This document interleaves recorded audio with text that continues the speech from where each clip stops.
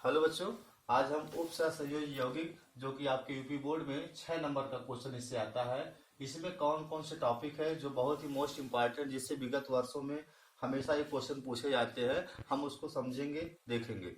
सबसे पहले हमारा ये जो क्वेश्चन है बच्चा कि उप सहसंयोजक यौगिक किसे कहते हैं। दूसरा है इसी में आपका वर्नर सिद्धांत, ये बहुत ज्यादा पूछा जाता है परीक्षाओं में।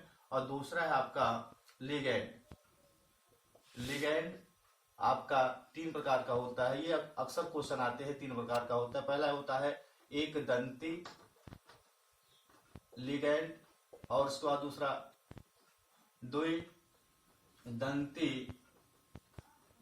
लिगैंड, और तीसरा होता है बहुदंती लिगैंड। इसको आप लोग अच्छे से पढ़ लीजिएगा। तीनों लिगैंड ये बहुत ज्यादा क्वेश्चन पूछे जाते हैं बोर्ड परीक्षाओं में, मोस्ट इंपॉर्टेंट है। इस लेसन से उप सहसंयोजक यौगिकों के लेसन से 6 नंबर के आपके क्वेश्चन यूपी बोर्ड परीक्षाओं में आएंगे। उसके बाद जो तीसरा क्वेश्चन इसमें बहुत ज्यादा आता है वह आता है आपका होमोलेप्टिक और हेट्रोलेप्टिक। होमोलेप्टिक और हेट्रोलिप्टिक ये क्वेश्चन बहुत ज्यादा आते हैं आपके पेपरों में। फिर जो चौथा क्वेश्चन है वह आपका है सीएफटी क्रिस्टल फील्ड थियरी। और जो पांचवा क्वेश्चन है वो आपका है वीबीटी वैलेंस बांड थियरी। कम से कम वर्नर का सिद्धांत मोस्ट इम्पॉर्टेंट है, लिगैंड क्या होते हैं और कितने प्रकार का होता है, और होमोलिप्टिक और हेट्रोलिप्टिक आपका विचलन। उसके बाद आपका सीएफटी क्रिस्टल फील्ड थियरी और वैलेंस बांड थियरी।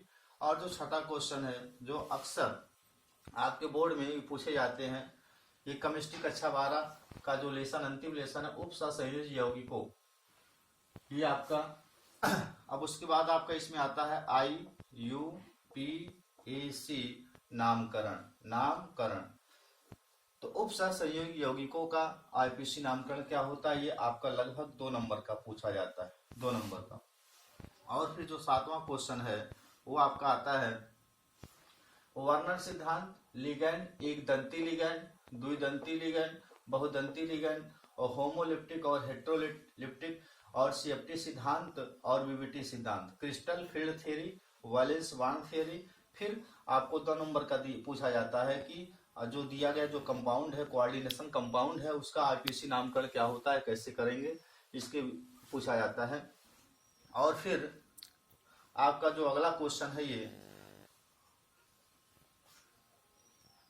बस इतने ही तक है। यही जो आपका मोस्ट इम्पॉर्टेंट क्वेश्चन थे, बस यही तक आपका 6 पॉइंट जो है।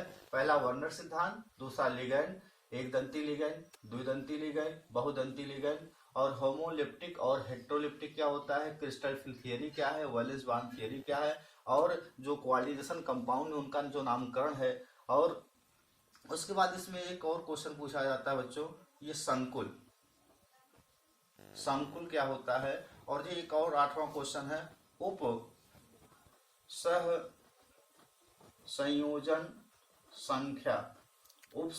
संख्या कोऑर्डिनेशन नंबर किसे कहते हैं। तो ये आपके उप सहसंयोजी यौगिकों का जो लेसन है केमिस्ट्री कक्षा 12 में, ये इससे इस पूरे लेसन से आपका आता है 6 नंबर का।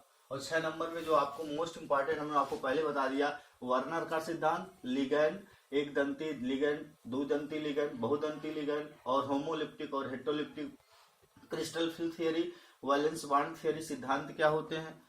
और उसके बाद जो भी कोऑर्डिनेशन कंपाउंड है उनका IUPAC नामकरण क्या होता है, 2 नंबर का ये क्वेश्चन आता है। फिर संकुल क्या है, कॉम्प्लेक्स क्या है, और फिर कोऑर्डिनेशन संख्या। इसके बाहर से कोई भी क्वेश्चन आपके एग्जाम में नहीं आता है। यही है जो मोस्ट इम्पॉर्टेंट है कक्षा 12 केमिस्ट्री में उप सहसंयोजक यौगिक, जिसे हम कोऑर्डिनेशन कंपाउंड भी कहते हैं। इससे आपके 6 नंबर के क्वेश्चन बोर्ड परीक्षाओं में पूछे जाएंगे। आज के लिए बच्चों बस इतना है। अब हम लेसन बाय लेसन कौन सा मोस्ट इम्पॉर्टेंट कितने नंबर का आता है हम आपको ही बताएंगे।